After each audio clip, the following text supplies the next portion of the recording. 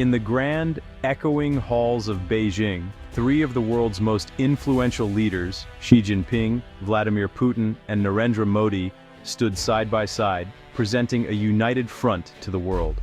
Their presence together was more than a diplomatic formality. It was a powerful symbol of changing times and shifting alliances. This moment signaled a seismic shift in global power, a clear message that the balance of influence is tilting away from the traditional centers of authority. Their handshake wasn't just diplomatic theater. It was a bold declaration to the world that the era of Western dominance, long taken for granted, is now being openly challenged.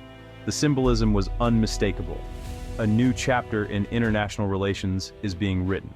For decades, the world has largely followed rules and norms set by Washington and its closest allies. These Western powers shaped the global order after World War II, establishing institutions and agreements that reflected their interests and values. Now, a new bloc is emerging on the world stage, determined to set its own agenda and priorities. This alliance is not just about cooperation. It's about rewriting the rules and creating a system that better reflects their growing influence. India's prominent role at the summit underscored a broader trend. Nations of the global south are increasingly asserting their interests. No longer content to be mere pawns in the great power rivalries of the past, these countries are demanding a voice and a stake in shaping the future. This pragmatic, interest-driven approach is redrawing the geopolitical map. Alliances are shifting, and new partnerships are forming based on mutual benefit, rather than old loyalties or ideological divides. The old post-war institutions, once seen as the pillars of global governance, are now viewed by many as outdated and unresponsive. The economic and demographic weight of the world has shifted decisively eastward, toward Asia and the emerging powers. China, Russia, and India aren't simply asking for a seat at the existing table of power. They're building a new one altogether.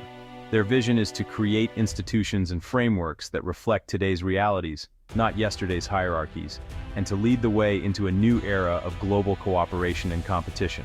The Power of Siberia. Two Pipeline is more than just an energy project. It's a symbol of shifting global power.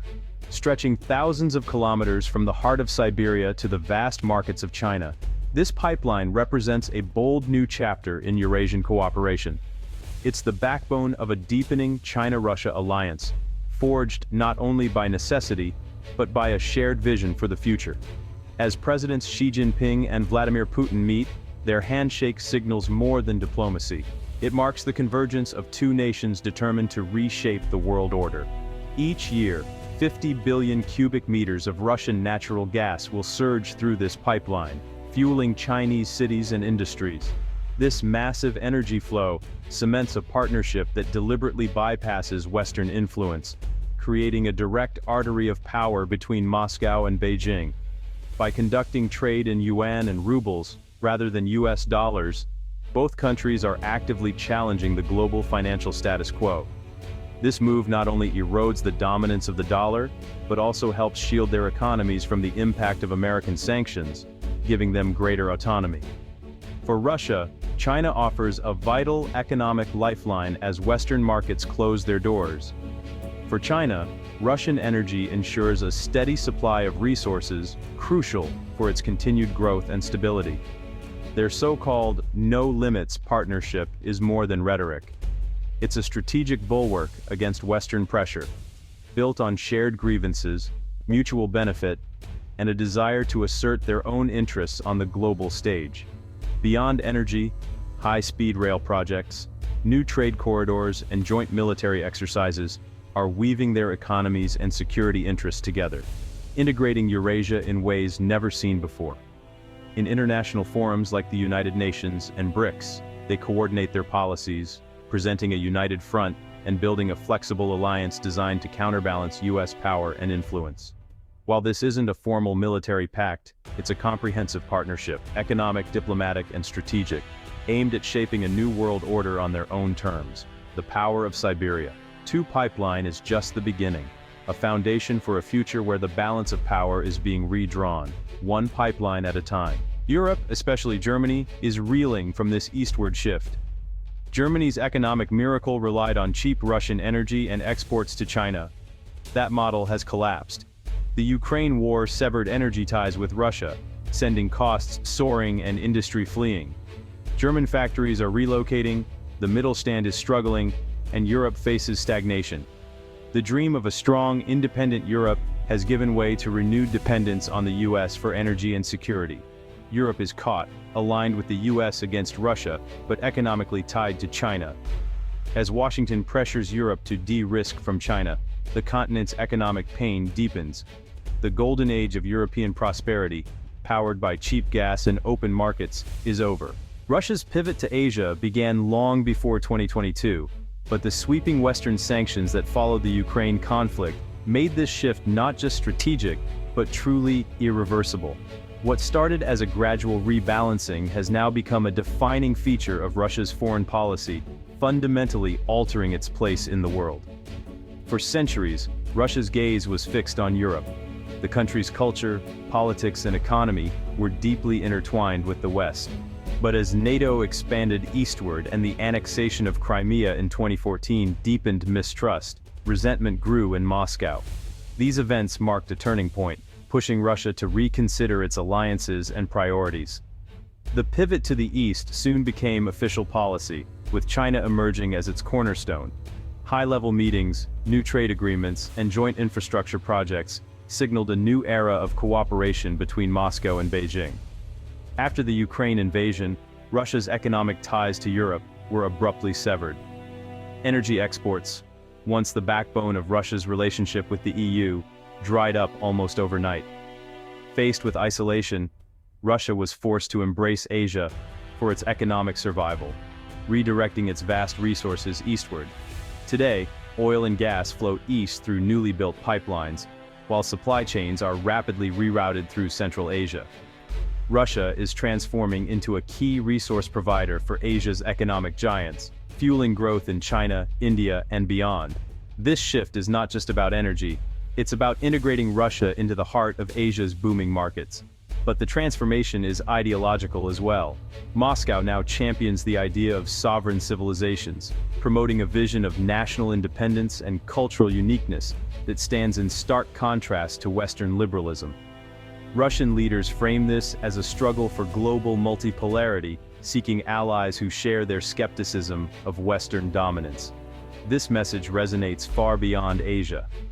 Across the global south, many nations wary of Western influence find common cause with Russia's new stance. Diplomatic ties are deepening, and Russia is positioning itself as a champion of alternative global leadership. Russia isn't just changing partners, it's undergoing a profound transformation, redefining its identity on the world stage. Cultural exchanges, business ventures, and political alliances are all part of this new chapter. The future that once seemed anchored in St. Petersburg now points firmly toward Shanghai. Russia's destiny, ambitions, and identity are being rewritten, not in the capitals of Europe, but in the dynamic cities of Asia. The US is fighting back with tariffs, sanctions, and energy exports. Tariffs on Chinese goods and sanctions on Russia aim to slow rivals and protect American primacy. US LNG helps Europe break from Russian gas, but at a steep economic cost. Yet, the China-Russia partnership adapts, bypassing sanctions and building alternative systems. Many global South nations refuse to join the West's sanctions, prioritizing their own interests. The US pressures allies to cut China ties, but maintains massive trade with Beijing itself. Tariffs often hurt American consumers as much as China. The old playbook is faltering in a world with real alternatives to US leadership. The China-Russia partnership is part of a larger transformation, the rise of an Asian-led multipolar world. Countries like India, Brazil, and South Africa are demanding a greater say, no longer content with Western-made rules. BRICS and the Shanghai Cooperation Organization are evolving into real platforms for non-Western cooperation. The Global South is now a geopolitical force, pursuing multi-alignment and leveraging great power competition for its own benefit. New institutions, payment systems, and diplomatic forums are emerging outside the Western orbit. The liberal order built by the US is being challenged by a more diverse, transactional system. National interests now often trump universal values. The The world's center of gravity is shifting eastward, remaking the global order. The Power of Siberia. 2 pipeline is more than infrastructure. It's a symbol of a new era. It marks the end of Russia's westward orientation and the start of a permanent pivot to Asia. Every cubic meter of gas flowing east signals a new world order, with Russia and China at its core. By using their own currencies, they're challenging the US dollar's dominance and offering a blueprint for others. The pipeline is a direct challenge to American financial power. It's a monument to multipolarity, connecting 2 major poles of influence. The unipolar moment is over. The world is now a landscape of multiple peaks.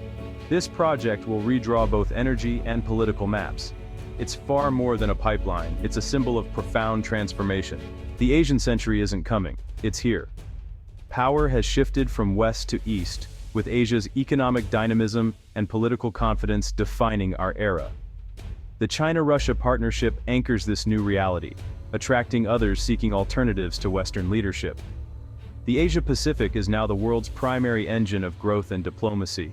The West, beset by internal challenges, is reacting rather than leading. The US must adapt to a world it no longer dominates, or risk prolonged conflict.